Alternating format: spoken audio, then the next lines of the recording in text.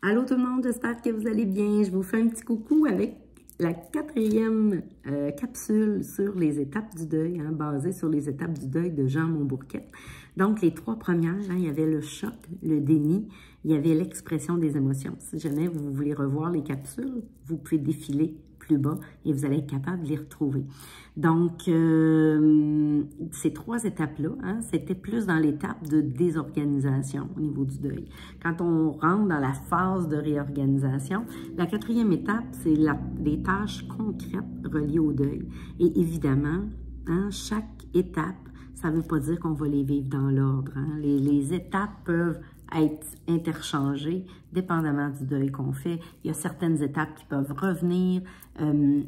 Vraiment, c'est pas linéaire un deuil. Ça dépend de la relation qu'on avait avec la personne ou la chose qu'on a perdue et ça dépend de comment ça s'est passé aussi. Est-ce que le choc il était très, très grand ou il était moins grand? Et là, les étapes vont être un peu différentes.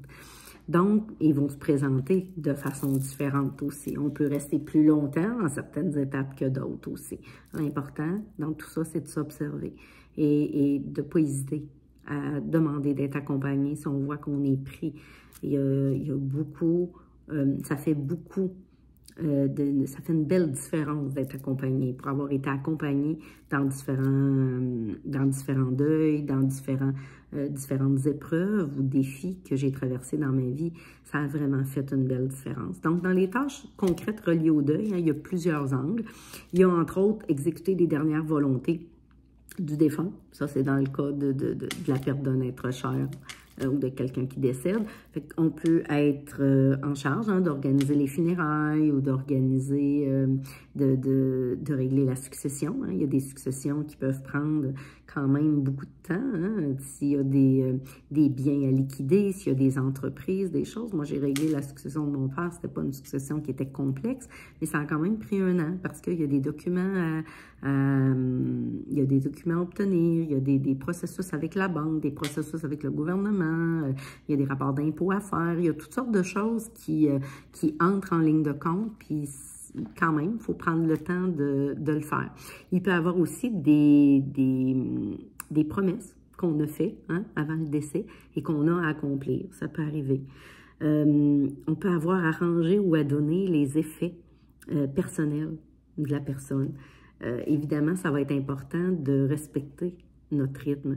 Puis donner et ranger les effets personnels, ça peut être aussi dans le cas d'une séparation. Des fois, on a à séparer les biens, on peut avoir à vendre la maison. Il y a différentes choses qui peuvent être faites dans un cas d'une séparation, d'un deuil de séparation.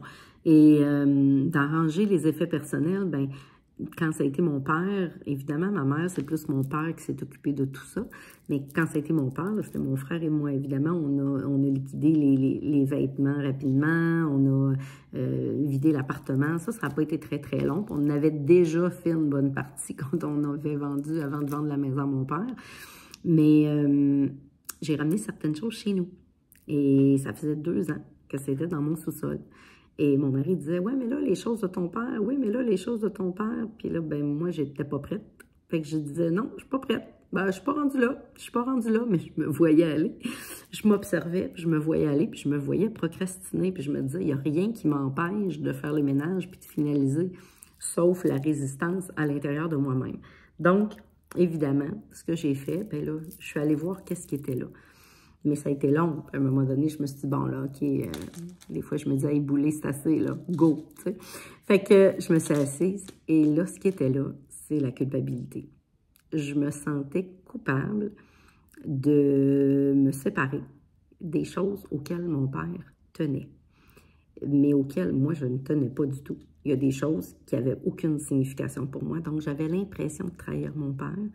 Et plus profond que ça, j'avais l'impression que c'était vraiment mettre fin aux liens physiques, des choses de mon père, le fait de liquider les choses de mon père, c'est comme si c'était le dernier lien d'attachement qui me restait avec lui, puis j'osais pas me départir de ces choses-là. Fait que c'est comme si ça le gardait un petit peu avec moi. Fait que c'est comme, cette fois-là, c'était d'accepter, de dire, OK, là, il est encore là, il est là sous une autre forme, j'y crois, mais en même temps, physiquement, de venir faire la coupure. Donc, quelques jours après, j'étais en bas, puis je suis en train de défaire des choses. Puis ça. Il me reste quelques tableaux encore, ça, je ne sais pas à qui les donner, et j'ose pas les jeter. Parce que là, je me sens coupable de jeter des tableaux, tu sais, auxquels mon père tenait.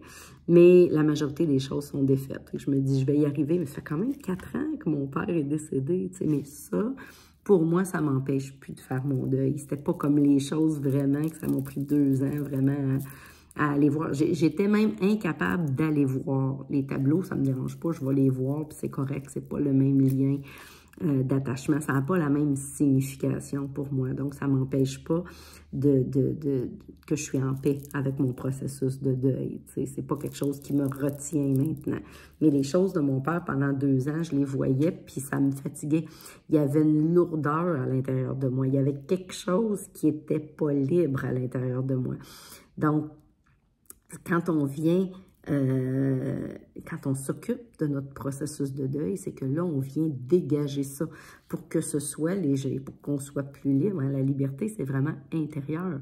Et en même temps, c'est de l'amour de moi que je me suis donné. Je suis venue écouter ce qui était là. Je suis venue libérer ces émotions-là parce que j'étais pas bien avec ça. Je me sentais pris à l'intérieur de moi. Fait que je suis revenue beaucoup plus en paix avec mon processus. Une fois que ça a été fait, une fois que j'ai été capable de m'entendre, d'entendre ce qui était là à l'intérieur de moi, parce que c'était là, ça prenait de la place, puis ça me retenait, je le sentais à l'intérieur de moi.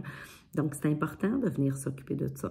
Il peut y avoir aussi de terminer les dialogues non résolus. Hein? Des fois, la personne va partir, puis on n'aura pas dit quelque chose, on n'aura pas, j'aurais voulu dire ça, puis je ne l'ai pas dit. Bien, il y a des façons qu'on peut venir exprimer ou terminer les dialogues non résolus.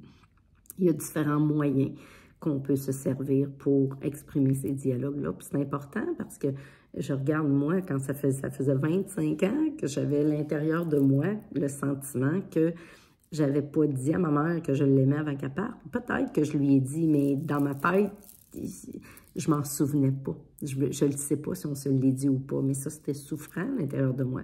Fait qu'il a fallu que je vienne libérer ça, que je vienne terminer ce dialogue-là qui était non résolu, tu sais, que je n'avais pas exprimé.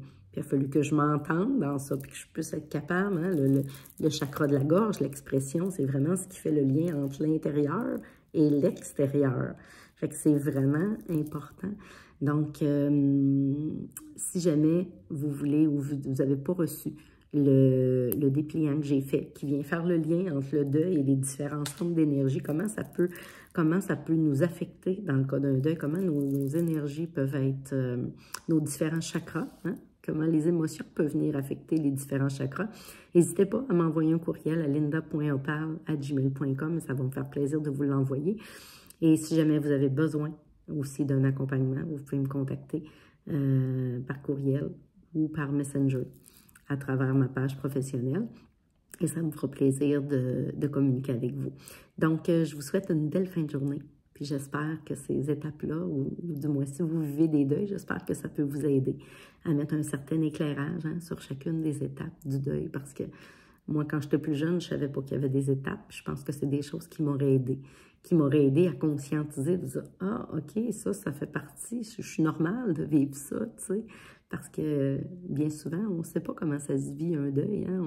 On ne prend pas de cours sur comment vivre un deuil. Quand ça arrive dans notre vie, souvent, le choc arrive, puis on fait avec, puis on essaye de se débrouiller comme on peut. Donc, j'espère que ça a une certaine utilité pour vous autres. Donc, je vous embrasse et je vous souhaite une belle fin de semaine. Bye bye!